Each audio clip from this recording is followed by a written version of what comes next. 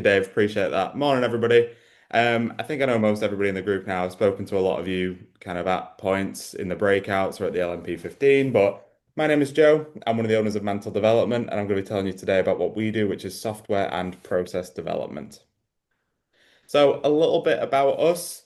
We are a nearly 10-person business. We've got two newbies starting one this month, one at the start of July. That'll take us to 10. Me and my friend Simon started this business in 2019. At that point, we were just doing websites, bit of social media, just anything we could get our hands on.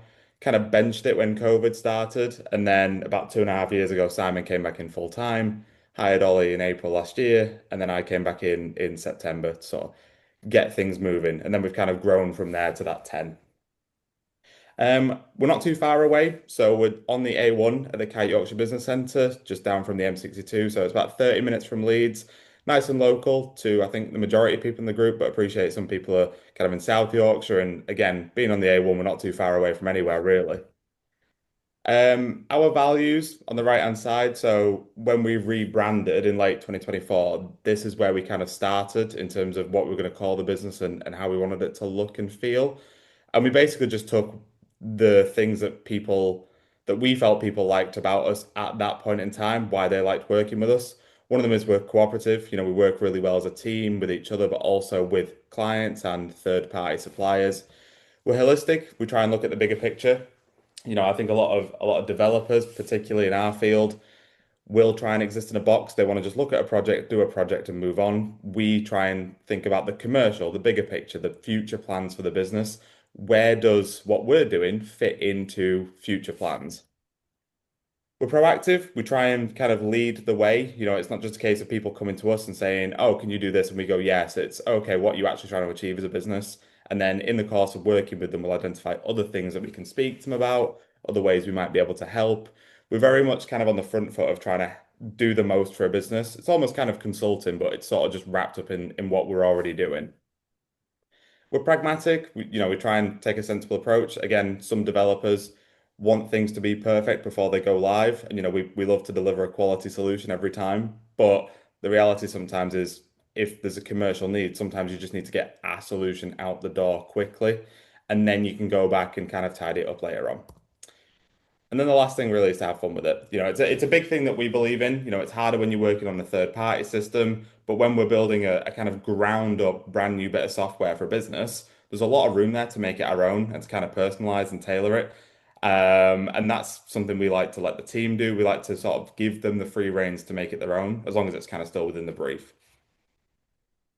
So this is the team. So like I say, there's 9 of us at present, and then there'll be a newbie starting with us in the next couple of weeks. So Simon, founder of the business along with myself. Ollie was our first full-time staff member. Alex is our head of Microsoft development. So any client that's kind of on the Microsoft products like Dynamics or Business Central, he can help them. Stella does process development, which I'll talk about a little bit more later on. Pete is our Gandalf the Grey. He's our software engineering director. He's been around for 20 years. He's seen it all. He's done it all. He's even helped create some of the coding languages that we use in kind of a formal life. And then down the bottom row there are kind of our Kyle, our apprentice, Chelsea, our junior, and then Bryce, our sort of mid-level developer. How we help? So really, it's all about process within a business. How do things move around? What are the systems we're using to track things, store information, record the progress through the business? Digitizing an existing process, developing a new process, or automating tasks and admin to kind of reduce the amount of manual time involved, really. And we do that in two main areas. The software development, which is kind of the bespoke coding, building systems, working on a system that already exists within a business, or trying to get system A integrated into system B to automate tasks or get rid of kind of a pesky spreadsheet that sits between the two, where people have to manually copy and paste into and out of it all day, every day. The second side of that is process development. So that's very much kind of looking at the bigger picture of the business. How do things flow between departments, between teams, and between people? Have we got clear documented guidelines on what needs to be recorded when and where and how? Quite often within a business, they come to us saying, "Oh, the CRM's not working." And the CRM could be fine, might need some improvements, might be some things we can do, but ultimately, in some of those cases, the business does not have clear rules as to how to use that system. And that's where a lot of the problems are coming from. And that's why there's inconsistent data going into the system, which means it's not as usable as the business would like it to be. And they're very much kind of a partnership. The two sort of feed into each other really nicely. Process informs what systems you need. Systems dictate how a process should run. It's sort of kind of cyclical in a way. Why us? So there's a couple of reasons really, why you would use us compared to another. So we are, we are local. We're in Yorkshire. Like I say, we're based over in Darrington near Pontefract, but we can commute. We've got clients as far as London, and we're working with a client based up in Edinburgh. So we can go far, far and wide.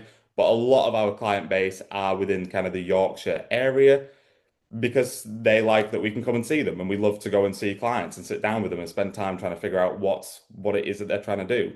It's a little bit more personable, particularly as a technical service. There's a lot of again a lot of competitors that won't do that. They want to just jump on a Teams call as little as they can. We love to speak to clients. We have weekly check-ins. We talk to them all the time because that communication is key to delivering a good job and also having a good relationship. We're a UK team, so again, we don't outsource anywhere. We don't outsource overseas. Everything that we do is done in-house. All of our development team live right here in the UK. Most of them are in Yorkshire, with the exception of Alex, who's over in Macclesfield, so just the other side of the Pennines. And then kind of primarily from our core values as to why people like to use us is we're proactive. Again, I talked about it earlier. We're very much on the front foot with here's what we can do, here's what else we can look at, here's another opportunity, here's something else within your business that maybe you've not considered that we could look at from a process or a development perspective. And then that sort of feeds into the cooperative element. Having those positive relationships allows us to kind of better understand what's going on with the client so we can have those conversations. Who we work with. So all shapes and sizes, everything from a two-person financial services business all the way up to a 280 person garage door manufacturer. We work with a couple of music names as well through another agency, a marketing agency. So can't really talk about any of those, unfortunately, but we are basically Ollie actually today is working on a WordPress site for a pretty big artist, and also a kind of a big publicly listed cake franchise, as well as a lot of businesses in the manufacturing and fenestration industries. We like to work with people who are solution orientated and want to push the boundaries. Ultimately, we as developers and people who do process improvement, we fare best with those clients that identify a problem, but are really, really interested in solving a problem, making things better. Ultimately, there's kind of a difference where there's a client who knows they've got problems, but doesn't want to put the time or energy or effort or attention into dealing with them, versus those who are like, right, let's get better at this. How do we get better? What's the next thing? We love working with those types of businesses. In terms of sort of referral areas, our bread and butter is kind of our most basic offering. It's integrating two systems. It might be connecting a CRM to Zero or Sage, some sort of accountancy package. Again, getting rid of a spreadsheet that maybe sits between those two things can save a lot of time, and reduce the risk of duplication and errors.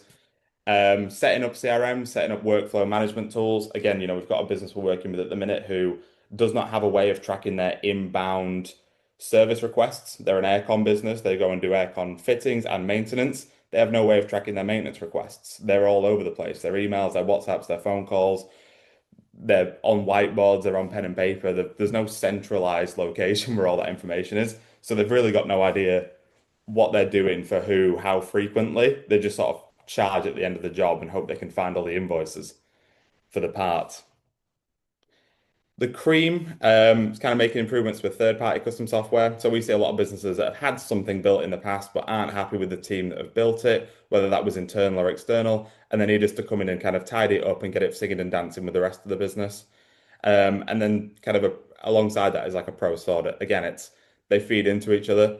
How does this system work and how does it fit within the business? And quite often the system might be fine, it might need improvement, but it just does not fundamentally fit where it belongs in the business. It doesn't do the things that it needs to where it is. And the dream clients, the absolute dream would be development of brand new greenfield software. I've got a case study at the end that I'm going to run through quickly, outlining one of these examples, but that is basically we've got nothing. We really want to do this. Can you do it? That is us getting into it, trying to figure out from the ground up how we build an application to support this business and solve this problem. And then the last piece is kind of around process improvement and efficiency. It's coming into a business that's saying, right, we've identified some problems. Let's spend a bunch of time working with you really closely to get these things in order so we can reduce errors, improve efficiency, bring costs down, get delivery time reduced. Whatever it looks like for that business, we really love getting in there and knowing that we've kind of left them better than we've found them. Case study one. So this is Garola, big garage door company, headquartered in Leeds, manufacturing Leeds, are a big franchise business. The first project we did for them, which thankfully turned into quite a few more, was a payments portal. So they were moving over to Rift for their payment processing. Within that, we helped get Rift integrated into their Dynamics 365 environment, their Microsoft environment. And then we created this custom developed payments dashboard. See a couple of screenshots there on the top right, kind of an overview. The bottom right is a list of all the payment links that have gone out and the statuses of those. And the left is an example of what the customer sees when they go to pay a deposit for a garage door. The big win for us here on this client is that this company did not have a feasible way of taking deposits previous to us getting involved. They would turn up on the day to fit the garage door with a card reader and they would take the full balance payment, which obviously goes wrong all the time. Customers change their mind. They don't want to go ahead, XYZ. Now, though, they take, £200, 25% deposit 3, 4 weeks ahead of time, lock that customer in, or at least identify at that point if they are a time waster and not actually interested in going ahead. And then the last case study, and this is the one I referenced earlier. This was very much a ground up development. Well, it's kind of a hybrid house, really. So UKO are a seven business manufacturing group in the fenestration industry. So they make doors and windows across different businesses. They have a version of this system, or should I say, had a version of this system previously that they were very unhappy with. It's getting super clunky, getting really hard for them to do anything on. And the developer that was working on it was taking longer and longer and longer to implement changes. It got to a point last year, in November, where they said, all right, we've decided we're just going to replace this. We like it as a concept within the business, but we want to replace this. So we, from the ground up, rebuilt the application. This is very much designed as a tradespeople facing system. The idea is you can go on within a kind of a category of, I think, 10 different products, things like aluminium bifolds, aluminium sliding doors, PVC doors, windows, roof lanterns. You can design up to 2 billion different combinations of products across the UKO kind of product offering. A trade person can go on there, literally sat with the customer, design it out, put the specifications in, the measurements, the screws, the door handles, the trim, even down to the tiny little details that come at the end. You can design all that out based on what is actually available, and then they have a price and they can just quote a price to the customer. The extra cool bit is it's not just a design tool, it then deals with the order. All the pricing information is in there attached to every element of those doors and windows, so that what the tradesperson sees is an accurate cost, and UKO know behind the scenes on their end that they are quoting for the job without anybody having to get involved, and that there will be money to be made in that. It's not like they're operating at a loss or they're not sure how much they're making. They know exactly what they're making on those jobs now. And that's me. I think that was less than 20 minutes. I hope it was less than 20 minutes. Couple of QR codes on the screen. If you want to download the presentation, the one on the left, it'll just give you this file as a PDF on your device. And then, yeah, the web address and kind of a general contact email. Obviously, I think I put my email in the chat every week, every other week, sorry. So if anybody does want to get in touch directly with me, please feel free to do so. I'm more than happy to have a chat. And if we've got a little bit of time, I'm happy to take questions.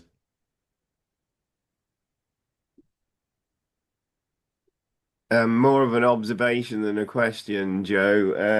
There's a former LMP member who's currently sat as a fractional with a window company in West Yorkshire, who I think would be very interested in that last example you've just given. So I'll have a word with him and put him in touch with you. Brilliant. Yeah, if you could, Colin, that would be amazing. It'd be Yeah, really, really no good to speak to problems. them. We've got a really good relationship with UKO. We're doing a lot of different projects with them at the minute. So yeah, it'd be really good to speak to them. When you talk about like, the automation side of things, Joe, like how much are you guys like relying on AI to do that? Is AI often the wrong solution for some of the stuff you're doing anyway? It'd be Do you interesting. know what, John? It's a really good question, actually. It's something we've kind of, from a development perspective, we were very sort of arm's length with it for a long time. But in the last month or so, Simon, Ollie, and Pete, as kind of the seniors in the team, have started using it a little bit for the work because they know what they're trying to achieve and they can sort of test the output better than kind of a junior or a mid would. From the client side of things, we're having a lot of conversations of people saying we need AI. AI will solve XYZ problem. Can you use AI for this? And sometimes, yeah, it's appropriate. Sometimes, though, it doesn't need to be AI. There's a very simple solution that doesn't involve the kind of the ongoing cost of tokens, of energy use, of a subscription, anything like that. If it is, it's a very kind of basic example, but if you have a CRM where you're tracking your opportunities, your leads, and you mark it as sold, well, then we can just plug that into Zero to just raise an invoice as a draft. So your accounts team don't then have to go in, pull that information, put it in, then approve it. They can just see it there and approve it, which, might save 2 to 5 minutes at a time. But if you're a business that's raising 100, 1,000 invoices a day, that accumulates to a lot of time.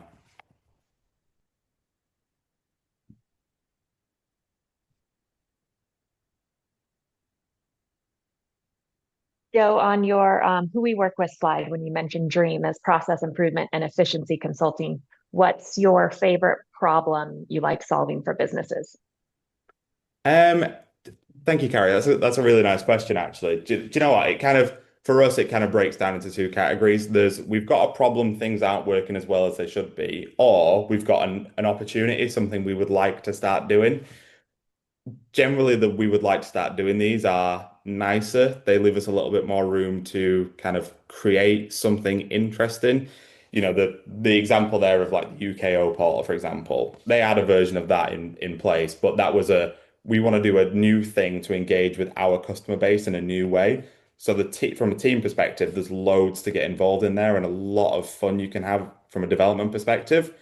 Whereas when it's, oh, the factory floor aren't tracking production as efficiently as they could be or as effectively as they could be, that's still a good project. Those are still really, really good projects, and we do a lot of those. There's a little bit less room to kind of be creative and to do something interesting, though. It's very much oh, okay, right. So this is an operational tool, it's workflow management. It's pretty bread and butter for us in terms of what we are going to have to do when we get into the weeds with that. Thank you. Joe, I've got one of those Garola garage doors about two and a Oh, half years ago well. now. Yeah, they were very good. Oh, good. I'm glad to hear it, Mal. To be honest with you, it's weird. I'd never come across them before until we started working with them. But it's one of them. As soon as you're aware of them, you see the vans all over the place. They're Um, they're pervasive. They're absolutely everywhere. But I just never heard of them before. To be fair, I don't have a garage, which is probably why I've not heard of them. well, I've never really been looking at garage doors. So no, but mine's just a storeroom.